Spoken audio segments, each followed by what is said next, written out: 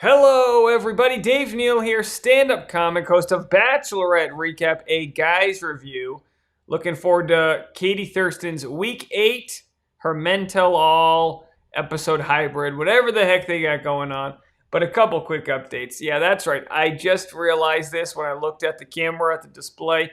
I'm burned. I didn't really put much sunblock on. It was cloudy outside. I know you're going to say, well, when the sun hits the clouds, and actually, listen, look at that. Oh no. Oh boy. Tasha's walking in too. She got really burned. She got a boob burn.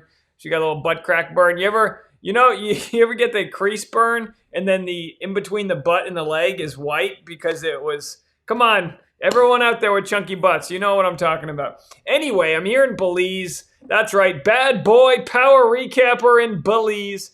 Doing a couple of videos. This video is about Chris Harrison. He finally has spoken a few words on Twitter. Let's analyze them, talk about what he's got going on over there. And yeah, we'll get right into it. So I know. I should have put more sunblock on. Here's the problem. My fiance only brings this little I hate to make this a gender issue, but she only brings that little sunblock that's got the little, here she comes right now. Hold on. She's coming right in. Let me get the thing for it. Come on in, Tasha. Tasha's walking in. I'm making a video right now. Show me that sunblock that you got here. Hold on. Quickly. She's dusting the sand off her eye. Come on. We got things to do. People are waiting. Here, come here. Show me the sunblock that you got here. I'm talking about this girly sunblock. I can't use this type of sunblock. It's too dainty. I can't get this over my whole body. I need orange sunblock. I need sunblock with the big orange traffic cone. I look so burnt. Come here. Come say hi to everyone. Come say hi. We're doing it live. We're not in the studio here. There's Tasha. You think I look red? Show them your butt. I was saying how, you got to burn when the crease on your butt is white from where the butt overlaps with the leg. You got that? I got that on my belly. I literally, underneath my tit is not tanned because my boobs are falling over themselves. Anyway, folks, the point of the story is when you're raised Irish Catholic like myself, you need better than, it says it's SPF 45, but it's I could have used this whole thing. It's Korean. It's literally the best on the planet. What does Korean have to do with it? It's the best quality. Are they good with sunblock? The best Look, Tasha always knows. She gets upset. She goes, it's Korean. Of course it's good. It's made by the Koreans. Okay, there you go. If you're Korean and you get good sunblock, let me know. But anyway, let's get right into this article we have going on. I said article lately. It's a Twitter. All right, so here we are. Hold on one second, folks. Bear with me. I don't have my graphics and my mixer. So Chris Harrison, for the first... Are you coming or going, Tasha? You're in or out 3 times. Let's go. How about daiquiri and hang out? All right. We both got burned. 2 burned people on their 5th day of vacation. That's a lot of fun. So he started quote tweeting, retweeting. Listen, everyone's making fun of him for being a boomer because he doesn't know how to reply to tweets. And the fact is, I don't either. I don't know. Did he reply wrong? So he was responding to people. Let's go back to this Reddit thread here. And this is what he was saying. Love all. So someone said, love you, Chris, miss you. And he said, love all you too. Always have, always will. Someone said, the shows just aren't the same. He says, miss all you too. So many loyal fans up in Canada. So he's not saying, I know the shows aren't the same, but he's not saying that. So, yeah. His other one, someone says, you think Chris Harrison misses us as much as we miss him? And he said, I truly do. So, hey, look, the last thing he has said, and by the way, this is how little he knows how to use Twitter right here, is if you see his bio, as everyone's been pointing out, still says host of the Bachelor franchise and pretty much all things involving crying, roses, and relationships. This is how sad his social media game is that he didn't even, I'm sure he knows how to use Twitter, but he doesn't set up his profile. I'm sure he's got PR people. He's a dad. He's 49. Come on. This guy existed decades before MySpace and other things came out, which is part of his problem. It's part of his problem. Listen, people, for the most part, haven't changed their opinion much on Chris Harrison. Some people say, you know what? He wasn't canceled. He was held accountable for the things he said and did. And some people said his conversation with Rachel Lindsay, he spent 13 minutes defending racism. And for the most part, I see it more nuanced than that. I can't possibly know what it's like to walk through somebody else's world with their perspective, but I can say I do believe he is very sad. I mean, he must be very sad for leaving the show. So the comments range in different things. This man is the definition of white male privilege and entitlement. I don't know how you get that from these tweets. He says, y'all. Okay, so here's where it gets interesting. This is someone that was on the anti-Chris Harrison side, and it looks like they might have flipped. Y'all, he spent a 20-year career doing this, only to have it ripped away. He was really good at his job. We all loved him and then turned on him as soon as he said one thing wrong. I'm not saying he didn't deserve it, but I don't blame him for having trouble letting go of it. He loved hosting the Bachelor franchise and spent his whole career doing it. Show some grace. Geez, we rip apart people for not having empathy, but then show no empathy ourselves. And then someone said, is this a joke? Do you listen to the interview? You have to be kidding. He's literally racist.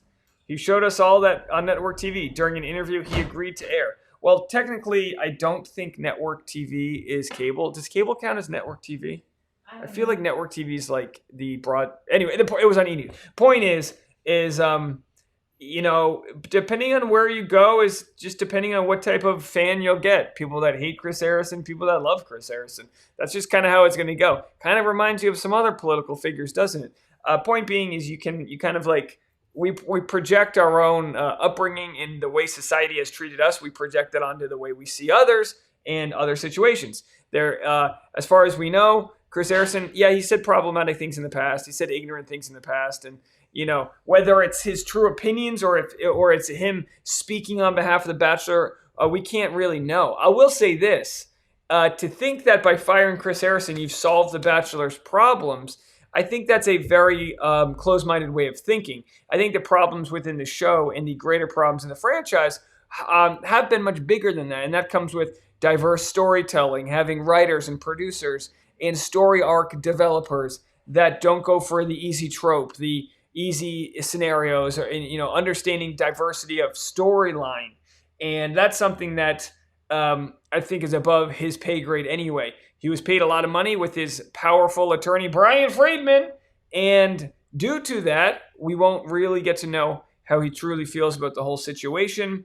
You know where I stand on this. I think any sort of long-form conversations between him, the show's creators, any diversity within the cast and crew, people that want to have these conversations, I think that would have been better in sort of a roundhouse way of talking. But, the show, along with other corporations, they are squeaky clean in the sense that they don't want any trouble whatsoever. They'd rather fire him than sort of answer to the tough questions themselves. So to say that he was sent to the firing squad, it doesn't mean he's innocent of what he did, but he was the sacrificial lamb for Bachelor producers. And I mean, we know the creator of The Bachelor has had a horrific past with his court problems with his wife, or maybe now ex-wife, and other situations. And there's been plenty of other problems on the show that to think that by canning Chris Harrison, you've solved them doesn't really appease my appetite. But like everything I've said, I can only see the world through my perspective. I can have and try to have as much empathy for others as possible. And even with the knowledge of all that, I can't possibly in any way whatsoever understand what Chris Harrison represents to people that feel slighted, ignored, walked on, whether it be women in general by him talking over Rachel Lindsay or otherwise. I can't possibly know that. It's almost like we can't have the conversation because we can have the conversation, but we can't say my side's right or your side's right because we all come from a different point of view. We all come from a different perspective. I could say that a million different ways. What's crazy? So for anyone, and so, for every video I make, I'm pretty aware of the sort of responses I'm going to get from people and the objections. So someone had commented, I made a video earlier today or maybe yesterday about Andrew Spencer and how he's in the running to be the next Bachelor.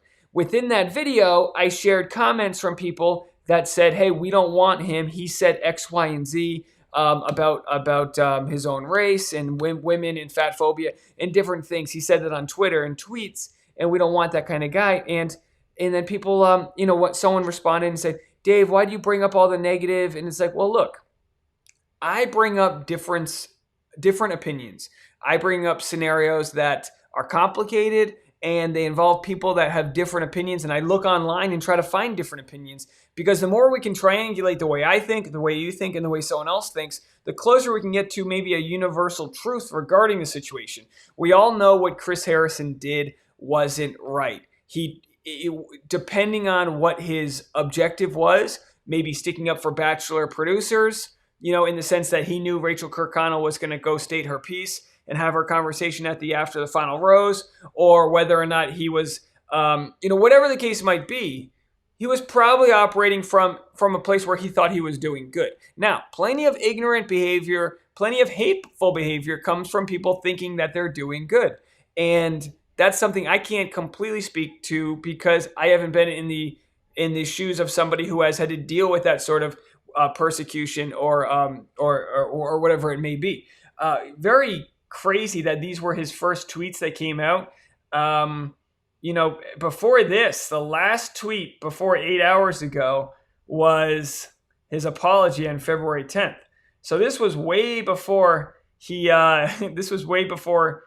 got canned. I don't know why it's showing up like this. There it goes. So I will always own a mistake when I make one, so I'm here to extend a sincere apology. I have this incredible platform to speak about love, and yesterday I took a stance on topics about which I should have been better informed. While I do not speak for Rachel Kirkconnell, my intentions were simply to ask for grace and offering her an opportunity to speak on her own behalf. So I like to take people for their word when they say it, and we know how he came off, but he's saying, essentially, even though I came off wrong, even though I railroaded Rachel Lindsay, even though I should have given Rachel Lindsay and other people of color grace in this situation, he was trying to give grace to someone like Rachel Kirkconnell, which people have sort of digested as him defending racism.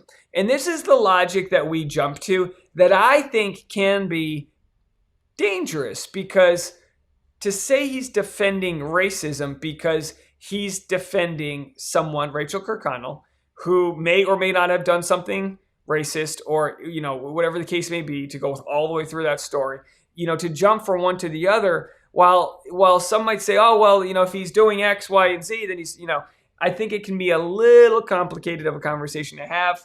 And we should trust people when they tell us what they were thinking. Like if I was in an argument with my fiance or somebody else, my best friend, and I was like, look, I know I missed your birthday. Look, I know I came off wrong. I know I came off defensive, but it's because I wanted to go work my job so I could make a little bit extra money so I could afford those daiquiris we're going to have for the pool. And then someone goes, oh, you're not working that extra job because you want to ignore me? And it's like, no, I'm working the extra job so I can afford to enjoy life with you, So just like a simple scenario in which you have to realize what someone's intentions were. If someone's accused of murder, they get sentenced to a higher degree and a higher sentencing if it's premeditated, meaning they planned it out and that was their intention, versus maybe someone who got in a fight during a road rage incident.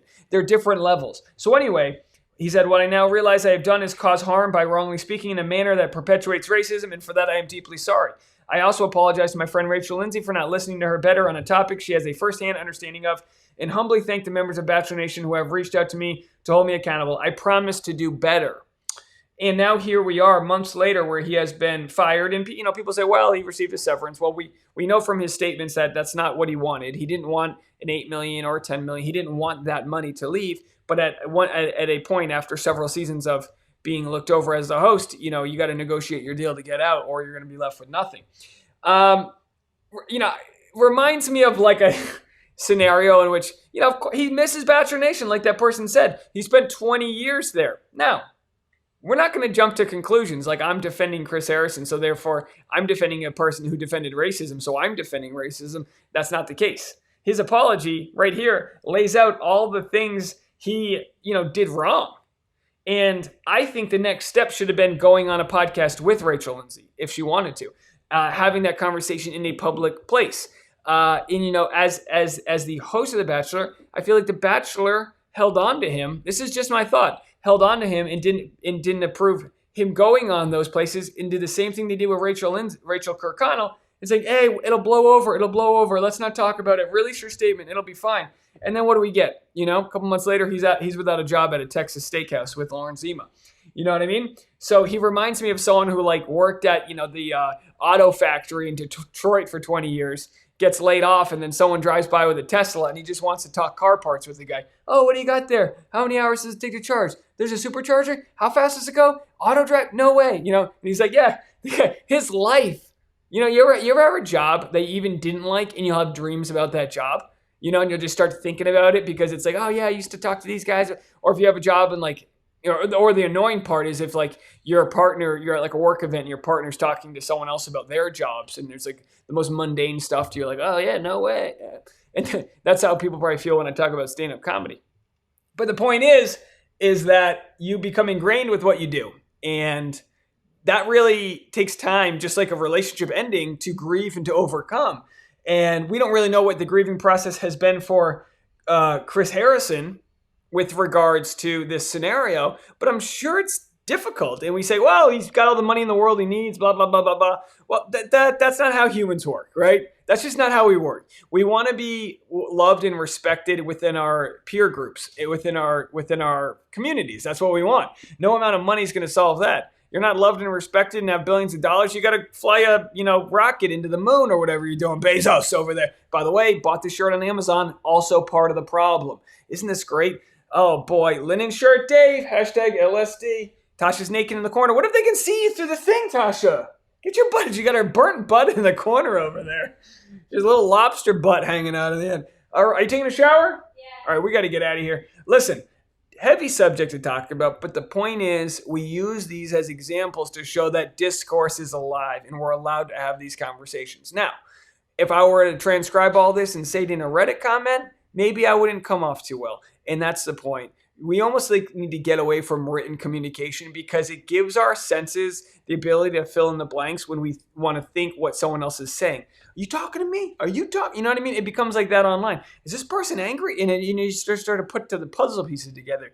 From now on, when I get in arguments with people, I'm like, look, I'm either going to send you a voice note, I'm going to send you a video message, or I'm going to make a YouTube video about it. Because I really believe that the power is in using all of our energy to show how we want to communicate to others a channel of respect and grace. Chris Harrison, in that moment, along with others, didn't have the grace for others that he was looking for his own people and for Rachel Kirkconnell in that moment. And that's kind of the main point of where he went wrong. This will be studied for a long time, and we'll have to see what he does next. I'm looking forward to him finding some sort of redemption story.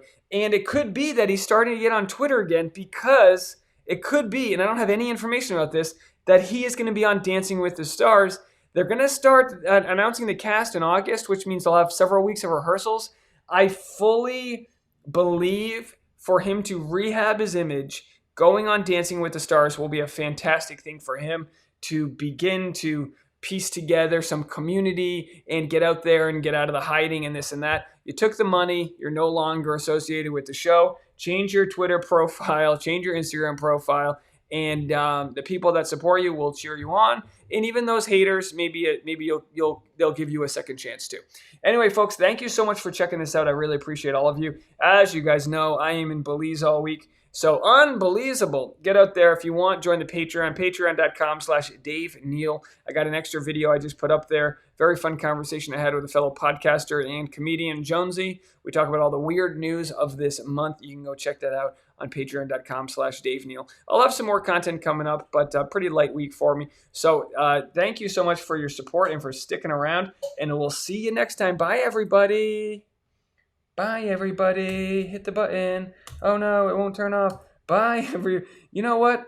Bye, everybody. There it is. Bye now.